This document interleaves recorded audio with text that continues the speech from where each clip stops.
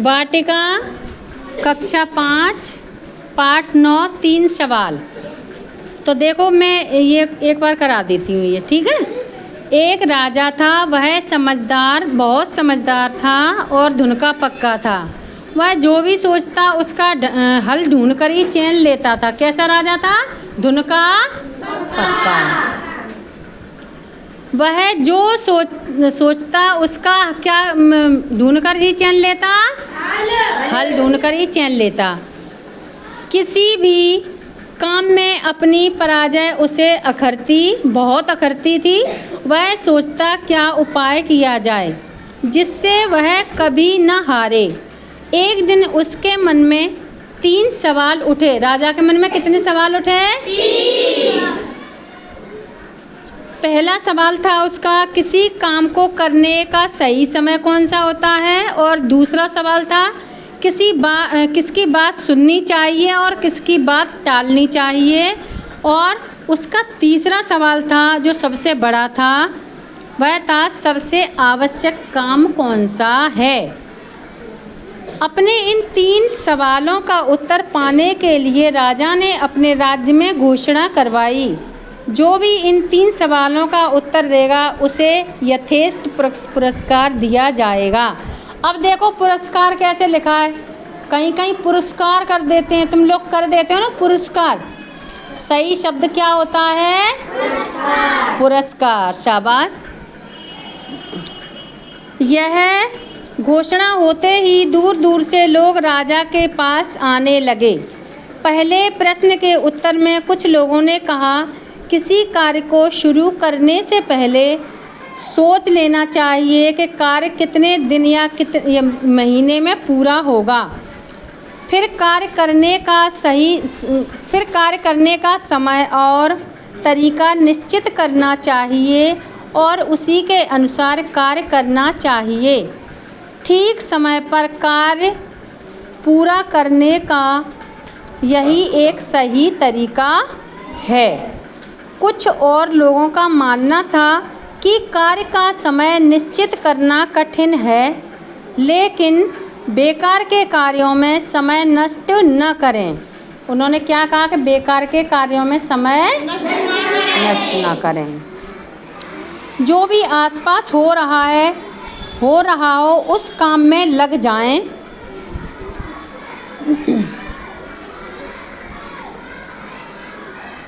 कुछ लोगों ने बताया, राजा अकेले प्रत्येक कार्य शुरू करने का समय कैसे निश्चित कर सकता है। राजा के पास सलाहकार होने चाहिए। उनकी सहायता से राजा निश्चित कर सकता है कि कार्य कब और कैसे किया जाए। लेकिन कुछ और लोग भी थे, उनका कहना था कि हर कार्य का समय सबसे पहले से सोचना कठिन है। आलस्य में समय न बिताएं, जो भी काम सामने हो उसे पूरा कर लें। किसी ने कहा कि कभी कभी सलाह लेने का समय नहीं होता, जबकि जवाब तुरंत चाहिए। इसलिए उत्तर केवल जादूगर ही दे सकते हैं। बस वे जादू से सब कुछ जान कर राजा को बता देंगे। सलाहकार बहुत ज़रूरी होते हैं। कुछ पुजारी और कुछ वैद्य को ज़रूरी बता रहे हैं। किसी ने राजा के लिए सबसे अधिक आवश्यक सैनिकों को माना।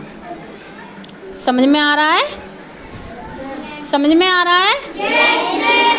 तीसरे प्रश्न के भी कई उत्तर थे।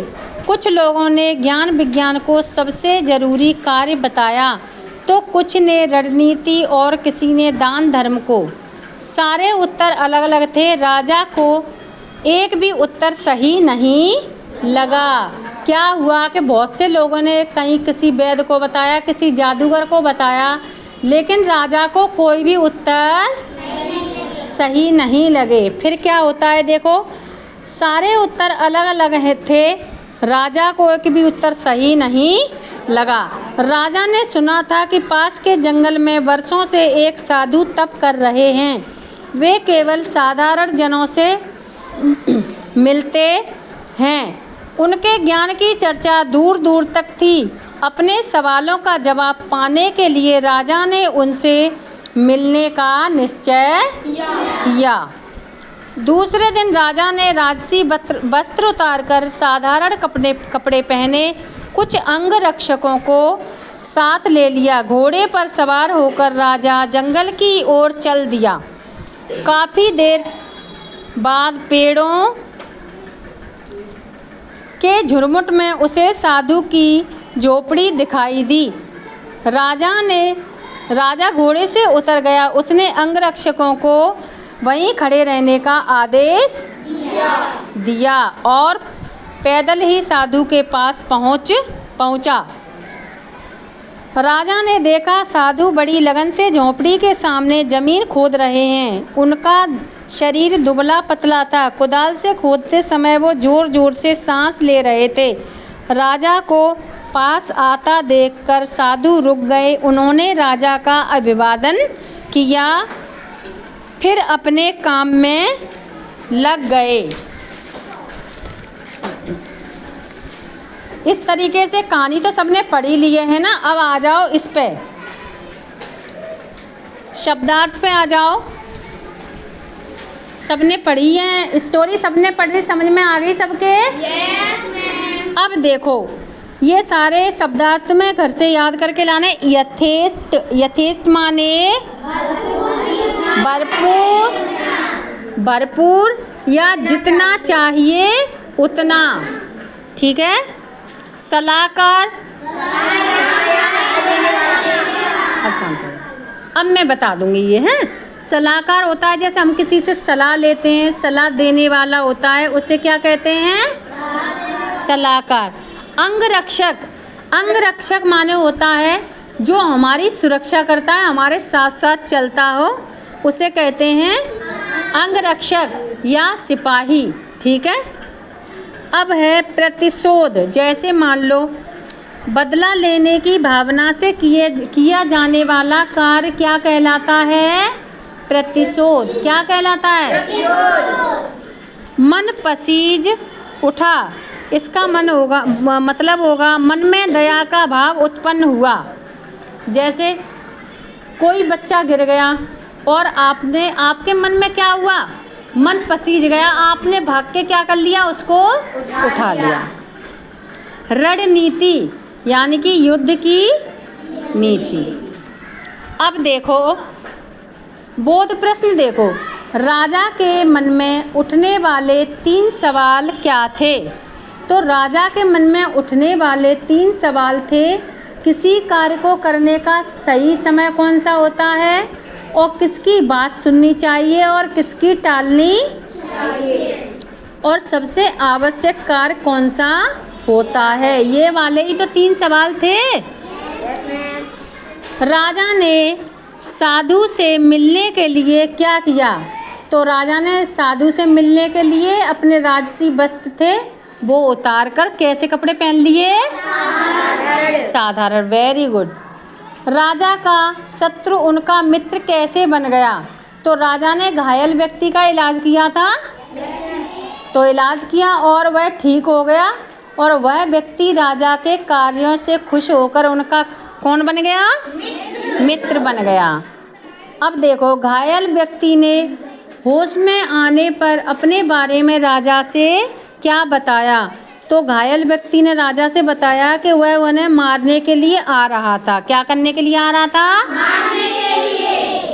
तो राजा के अंगरक्षकों ने उसे देख लिया और किसी तरह वह जान बचाकर आया था उनके पास। अब देखो लास्ट क्वेश्चन है, राजा को अपने प्रश्नों के क्रमशः क्या क्या उत्तर मिले? तो राजा को अपने प्रश्नों के उत्तर मिले कि जब वह क्यारियाँ तैयार कर रहे थे वही सबसे सही समय था, ठीक है। क्यारियाँ तैयार करते समय सबसे महत्व के आदमी साधु थे, और घायल व्यक्ति का इलाज करते समय सबसे महत्व का आदमी कौन था?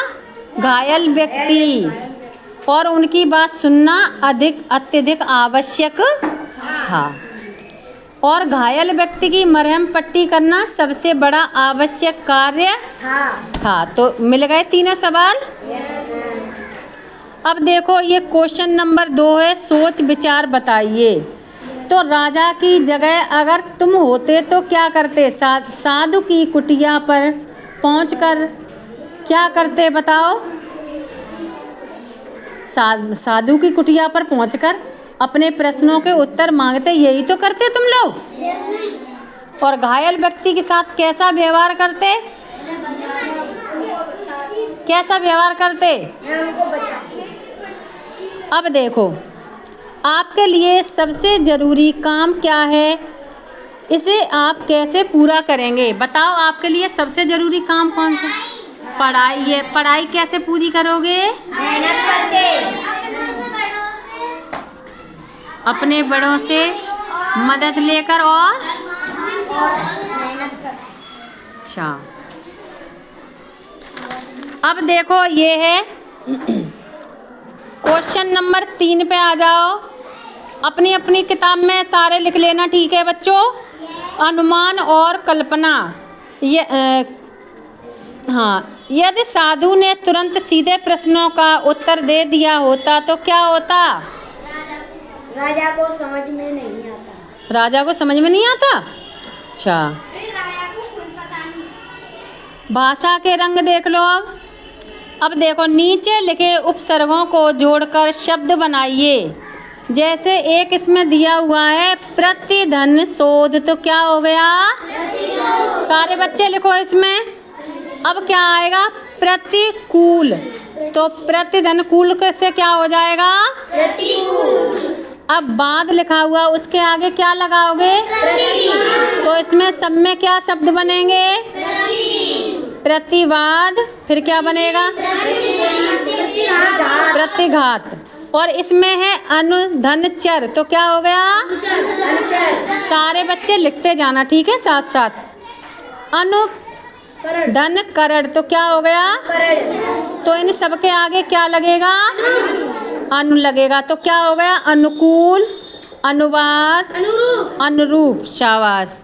अब देखो, इसमें है नीचे लिखे अनुच्छेद में उचित स्थान पर विराम चिन्हों का प्रयोग कीजिए। तो बताओ, सारे उत्तर अलग अलग थे, इस पे पूर्ण विराम आएगा कि नहीं?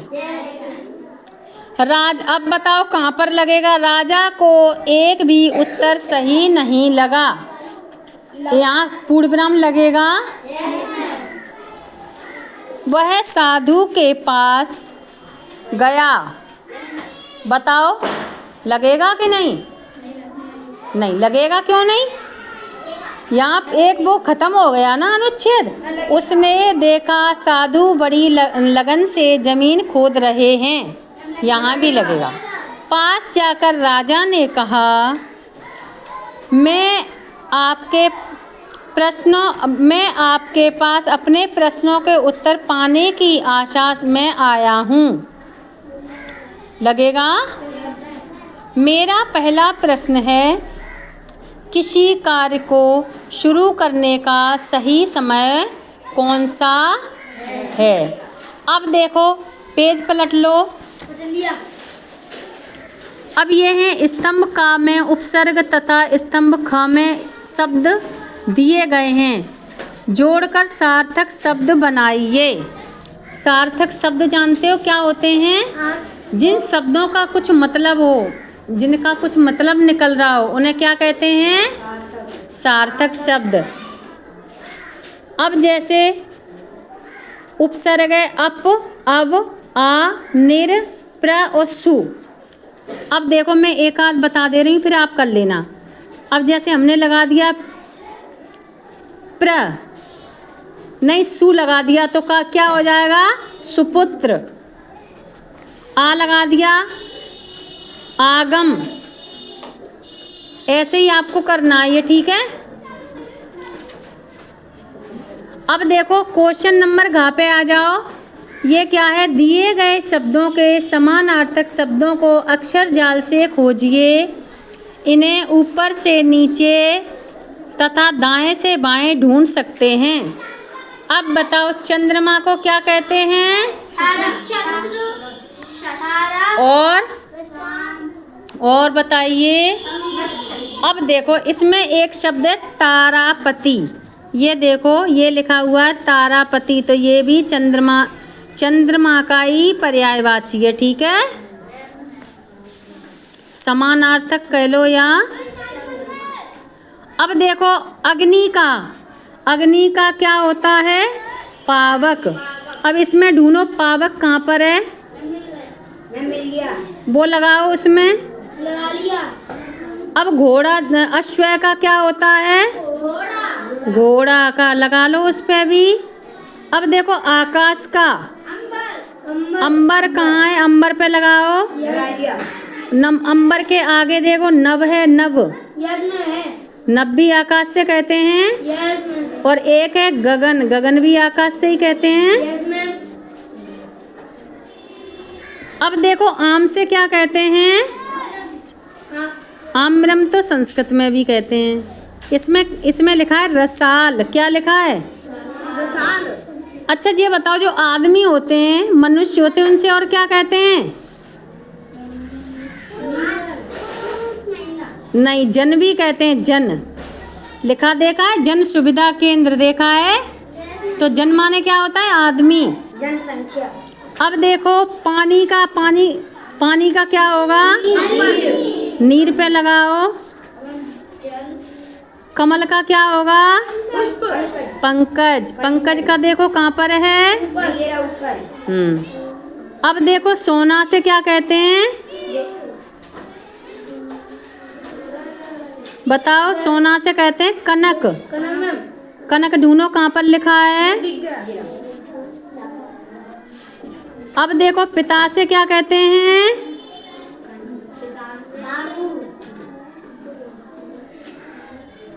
जनक। क्या कहते हैं?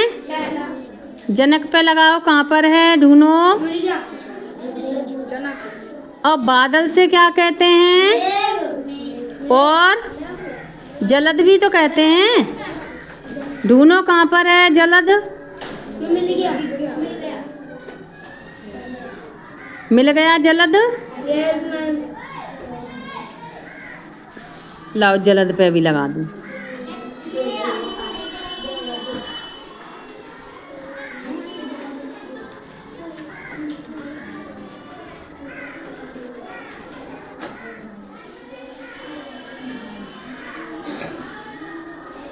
अब देखो क्वेश्चन नंबर यहाँ पे आ जाइए कि इस पे लिखा है विवाह का काम देखकर माँ का चेहरा खुशी से खिल उठा। खुशी से खिल उठा क्या है? क्या है? मुहावरा। तो मुहावरे के प्रयोग से भाषा सुंदर बन जाती है और पढ़ने वाले को आनंद आता है। रिक्त स्थानों पर उचित मुहावरों का प्रयोग कीजिए। जैसे इसमें मुहावरे दिए हुए हैं, घोड़े बेचकर सोना, हाथ पैर फूलना, दांतों तले अंगुली दबाना, सिर पर पैर रखकर भागना और पेट में चूहे कूदना। शाबाश। अब देखो इनमें से ही करना है। सिपाही को देखकर चोर भागना। सिर पर पैर रखकर भाग गए। क्या होगा? सिपाही को देखकर चोर सिर पर पैर रखकर भाग गए। अब देखो अचानक सामने शेर को देखकर उसके हाथ पैर फूल गए।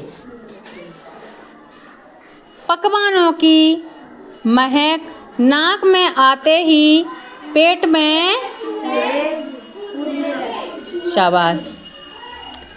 नट को पतली रस्सी पर चलते देखकर लोगों ने दांतों तले अंगुली दबा ली। परीक्षा समाप्ति के दिन वह घोड़े बेचकर सो गया। अब देखो क्वेश्चन नंबर 4 पे आ जाइए। हैं जी? हाँ, क्वेश्चन नंबर 4 पे आ जाइए। इसमें क्या लिखा है कि नीचे दिए गए वाक्यों में से संज्ञा सर्वनाम, विशेषण, क्रिया विशेषण शब्दों को छांट कर निर्धारित खानों में लिखिए।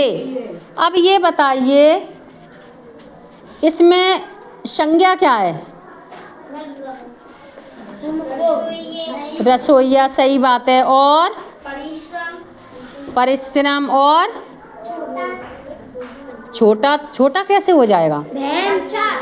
अब देखो, रसोइया, धोती, बहन, परिश्रम, फल, नदी, बच्चा और किनारे, ये सब क्या हैं? संज्ञा शब्द। क्या हैं? अब ये देखो सर्वनाम। सर्वनाम शब्द कौन से होते हैं? अपने, आप, मेरी, जो, वह। अच्छा, सर्वनाम की परिभाषा बताना। जो शब्द संज्ञा में प्रयोग किए जाते हैं वो कहते हैं। जो शब्द संज्ञा के बदले में प्रयोग किए जाते हैं उन्हें क्या कहते हैं? सर्वनाम। अब देखो विशेषण, किसी की विशेषता बताई जाए। जैसे साड़ी कैसी थी? मैली। मैली, तो वो भी क्या है? विशेषता है ना। और बड़ी और मीठे और छोटा, ये सब क्या हैं? विशेषण। विशेषण। और अब देखो क्रिया, इसमें क्या आया? बदली, मिली है, करेगा, खाएगा, पहुंचा और चिल्लाने लगा। ये सब क्या है? क्या है ये सारी? क्रिया विशेषण। देखो, धीरे धीरे और जोर जोर। ठीक है। अब देखो साधु की जीवन शैली पर 5 पंक्तियाँ लिखिए। तो इन पंक्तियों को तुम्हें साधु की शैली पर 5 लिख लेना पंक्तियाँ। ठीक है। पेड़ पौधों के बीच में एक झोंपड़ी का चित्र बनाइए। चित्र बना लेना पेड़ पौधों के बीच में, जैसे जंगल होता है वैसे ही ड्राइंग पे बना लेना। अब ये है मेरे 2 प्रश्न। कहानी के आधार पर 2 सवाल बनाइए। साधु ने चुपचाप कुदाल किसे थमा दी? राजा को। राजा के मन में उठने वाले कितने सवाल थे? 3। अब मैंने सीखा, ये मैंने इसमें लिख दिया है। अब देखो इसका मैंने ये भी लिख दिया है। बोध प्रश्न है ये।